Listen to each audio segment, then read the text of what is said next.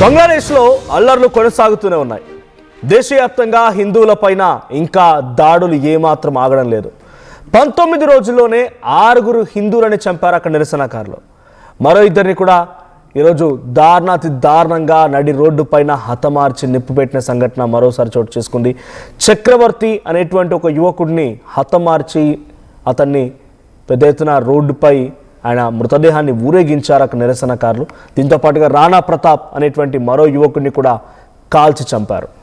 ఈ ఘటనలో 40 ఏళ్ల హిందూ మహిళపై కూడా సామూహిక అఘాయిత్యానికి కూడా పాల్పడ్డారు. మహిళ జుట్టు కత్తిరించి చెట్టుకు కట్టేసి చిత్రహింసలకు గురి చేశారు. హిందువులపైన వరుస దాడులతో ఇంకా యుఎస్ ప్రభుత్వం ఎక్కడా కూడా నోరు మెదపడం లేదు. మీరు విజువల్స్ చూస్తున్నారు, ఎంత దరిద్రం అంటే బంగ్లాదేశ్లో జరుగుతోంది. నిజంగా దద్దమ్మలు సన్నాసులు ఇంకేదైనా కూడా అనొచ్చేమో. వాళ్ళు చేసేది ఏందిరా అంటే పనికిమాలిన ఉద్యమం. ఎవరి కోసం చేస్తున్నారు ఉద్యమం? స్వతంత్రం కోసమా? మీకు ఆల్రెడీ భారత భిక్షతో ఎప్పుడు స్వతంత్రం వచ్చింది కదా, మీ ప్రభుత్వాలు మీరు ఏర్పాటు చేసుకున్నారు కదా, మీరు స్వేచ్ఛావాయులు పీలుస్తున్నారు కదా భారత్ పెట్టిన భిక్షతో. ఇంకా ఏం కావాలి మరి? అక్కడ ఎవడో ఒకటి రాజకీయ స్వార్థం కోసం, వాడి స్వాలభ్యం కోసం ప్రజలు రెచ్చగొట్టి వాడు మైనార్టీ మెజార్టీ అనే ఉద్యమాలకు తెరలేపుతూ ఉంటే వాడికి ఇంకా మర్దన చేస్తూ, వాడికి మసాజ్ చేస్తూ, వాడికి ప్రోత్సహిస్తూ ఈ రకమైన దాడుల.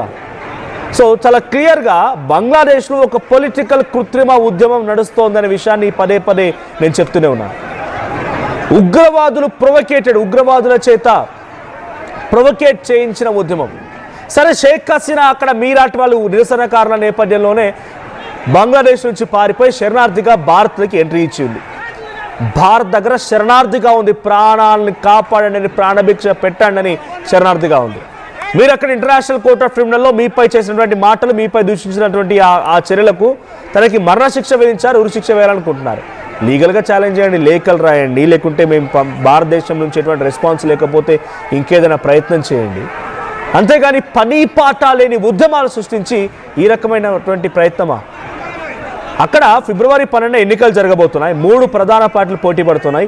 బంగ్లాదేశ్ నేషనలిస్ట్ పార్టీ తారిక్ రెహమాన్ నేతృత్వంలోని బంగ్లాదేశ్ నేషనలిస్ట్ పార్టీ, ఉగ్రవాద పార్టీ అటువంటి Jamaat Islami and National Citizen Party, విద్యార్థుల చేత ఏర్పాటు చేయబడినటువంటి నేషనల్ సిటిజన్ పార్టీ. ఈ 3 పార్టీలు పోటీ పడుతున్నాయి. షేక్ హసీనాకు సంబంధించినటువంటి పార్టీ అవామీ లీగ్ కాన్స్టిట్యూషన్ ప్రకారంగా బ్యాన్ చేయబడింది.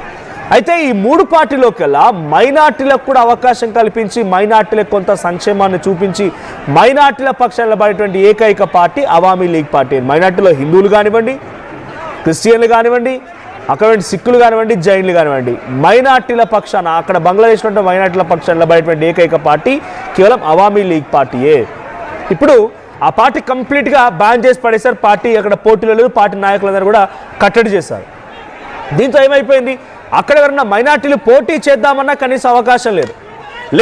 అక్కడ మెజార్టీగా ఉన్నటువంటి వాళ్ళపైన, వాళ్ళు చేసే అరాచకాలపైన, వాళ్ళు చేసే నిత్య కృత్యాలపైన, వాళ్ళ దారుణాలపైన కనీసం మాట్లాడదామంటే కూడా స్కోప్ లేదు.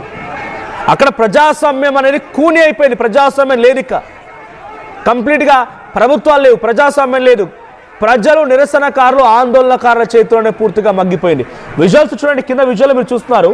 ఒక మహిళ పైన సామూహిక అత్యాచారానికి పాల్పడి ఆ మహిళపై నీళ్లు పోసి ఆ మహిళకి చాలా దారుణంగా ప్రవర్తిస్తున్నారు ఆ మహిళ పట్ల. చూడండి విజువల్స్లో. సో ఒక మైనార్టీ మహిళ పైన, అంటే ఒక హిందూ మహిళ పైన అక్కడ చాలా దారుణంగా ప్రవర్తిస్తూ చాలా ఘోరమైనటువంటి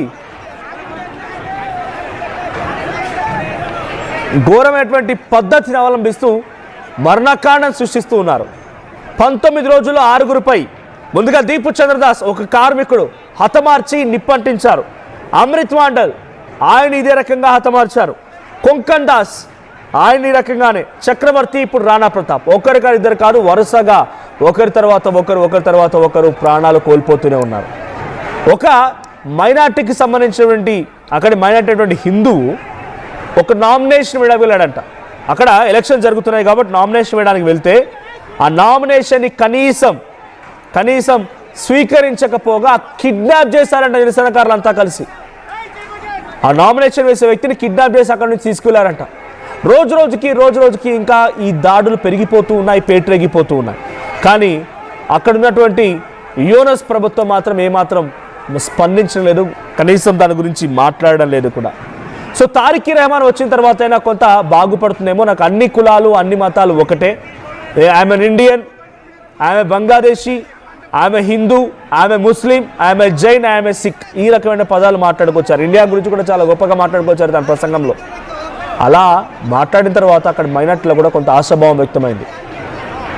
ఇంత నిరసనలు జరుగుతున్నాయి కదా, ఆయన వచ్చిన తర్వాత కొంత కంట్రోల్ అవుతాయేమో, తన పార్టీ కార్యకర్తలు నిరసనకారు అదుపులోకి తీసుకొస్తారేమో, వారందరికీ తన ప్రసంగాల ద్వారా కొంత అడ్డు చెప్పే ప్రయత్నం చేస్తారేమో అని చెప్పి అనుకున్నారు. కానీ ఏమాత్రం జరగలేదు. I'm sorry to say F India, నేను ఆ పదాన్ని ఫుల్ఫిల్ చేయలేకపోతున్నాను. ఈ నాదాలు సోషల్ మీడియాలో ఒక వీడియో చూశాను, ఆ వీడియో ఇక్కడ నేను చూపించలేకపోతున్నాను. బట్ ఎంతటి దుర్మార్గం కొనసాగుతుంది బంగ్లాదేశ్లో అంటే ఎఫ్ ఇండియా, ఈ పదాన్ని ఉపయోగిస్తున్నారు వాళ్ళు. ఈ రకమైన స్లోగన్స్ భారతీయుల భిక్షతోని, భారతీయులు చేసిన పోరాటంతో ఈస్ట్ పాకిస్తాన్, వెస్ట్ పాకిస్తాన్గా ఉన్నటువంటి ఈ పాకిస్తాన్ ఉగ్రవాదుల చెరలో నుంచి బంగ్లాదేశ్ని కాపాడిందే భారత్. ఆ రోజు భారతదేశమే లేకపోయి ఉంటే ఈ పాకిస్తాన్ ఉగ్రవాదుల చేతిలో బంగ్లాదేశ్ ఇప్పటికెప్పుడో పిప్పు అయిపోయేది. బంగ్లాదేశ్లో అప్పటి ఉద్యమకారులందరూ కూడా ఇప్పుడు చనిపోయేవారు. అసలు బంగ్లాదేశ్ అనేటువంటి ఒక దేశమే ఉండకపోయేది. కానీ ఈరోజు ఇదే భారత్కి ఆ బంగ్లాదేశ్ నుంచి ఎంత వ్యతిరేకత ఎదురవుతుంది చూడండి, ఎంతటి దుర్మార్గం, ఎంతటి దమనకాండ ఎదురవుతోంది. హిందువులపై ఎందుకు దాడులు చేస్తున్నారంటే చాలా క్లియర్గా ఇంటెన్షన్ వాళ్ళది ఒకటే.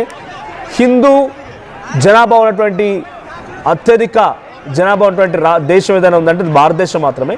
సో భారతదేశం పైన ఈ స్థాయిలో హిందువులకి మద్దతు ఉంది. హిందూ దేశంగా అత్యధికంగా ఉన్నటువంటి జనాభా దేశంగా ఉంది కాబట్టి సో అక్కడ ఉన్నటువంటి హిందువులను టార్గెట్ చేస్తే భారత్ రియాక్ట్ అవుతోంది. ఇది వాళ్ళ దురాలోచన.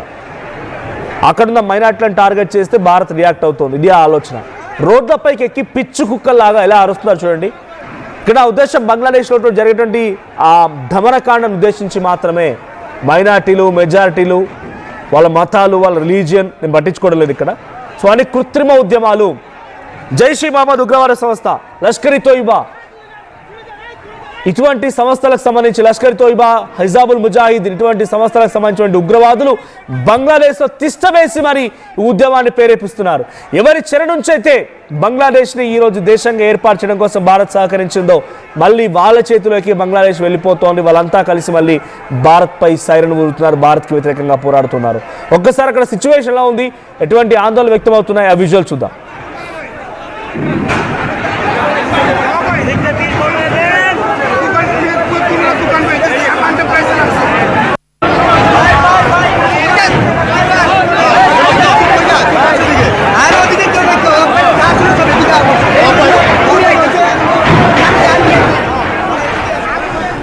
బంగ్లాదేశ్లో జరిగేటువంటి ఈ దమనకాండ పైన ఇన్ని రోజులు అవుతున్నా యూనస్ ప్రభుత్వం ఏమాత్రం పట్టించుకోవడం లేదు.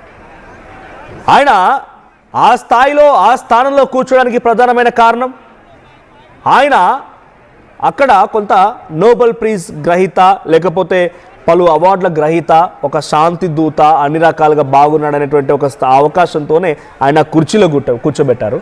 కానీ ఆయన మాత్రం ఒక దమనకాండం సృష్టిస్తూ ఉన్నాడు. అక్కడ నేషనల్ సిటిజన్ పార్టీ అనేటువంటి ఏదైతే ఎన్సీపీ పార్టీ ఉందో ఆ పార్టీని రెచ్చగొట్టి, ఆ విద్యార్థులు రెచ్చగొట్టి, షరీఫ్ సౌదీ లాంటి వ్యక్తులు రెచ్చగొట్టి ఇంకా మైనార్టీలపై దాడులు చేయిస్తున్నాడు. కానీ దాన్ని కంట్రోల్ చేసే ప్రయత్నం ఏమాత్రం చేయడం లేదు. ఏకంగా ఆర్మీయే హిందువులను ఎవరైతే చెప్పినట్టుగా దీపు చంద్రదాస్, కొంకన్ దాస్, చక్రవర్తి, రాణా ప్రతాప్ అండ్ అమృత్ పాండల్ వీళ్ళందరినీ కూడా స్వయంగా ఆర్మీయే తీసుకువెళ్ళి నిరసనకారులకు అప్పచెప్తోంది, వాళ్ళ చేతికి అప్పగిస్తోంది. వాళ్ళని చంపండి, వాళ్ళని హతమార్చండి అని చెప్పి వాళ్ళ చేతిలో పెడుతోంది. అంటే అక్కడ ప్రభుత్వం ఎంత క్లియర్గా మైనార్టీలకి వ్యతిరేకంగా ఉందో అర్థమవుతోంది.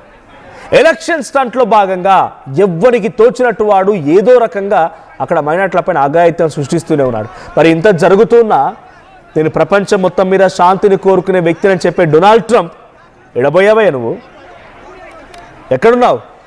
ఇంత జరుగుతోంది కదా, ఇంత దమనకాండ సృష్టించబడుతోంది కదా, కనీసం నీ వాయిస్ లేదు. బంగ్లాదేశ్లో నువ్వు ఒక శాంతి బోధకుడివి, శాంతిని కోరుకునేవాడు అని చెప్పి యూనస్ ప్రభుత్వాన్ని పెడితే ఆ దేశ ప్రధానిగా, దేశానికి అధ్యక్షుడిగా, దేశానికి ఇప్పుడు కీలకమైనటువంటి ఒక ఉన్నత స్థానంలో నీవు కనీసం రెస్పాండ్ అవ్వట్లేదు. ఇంకా ఇది కొనసాగుతూనే ఉంది. మరి దీని పర్యావాసాలు ఎలా ఉంటాయి? ఇతర దేశాలు ఎలా రెస్పాండ్ అవుతాయి, మరి ముఖ్యంగా భారత రెస్పాన్స్ ఎలా ఉంటుందో చూడాలి. మీ అభిప్రాయం ఏంటి? వరుసగా హిందువులని హతమార్చడాన్ని మీరు ఎలా చూస్తారు? కామెంట్ చేయండి.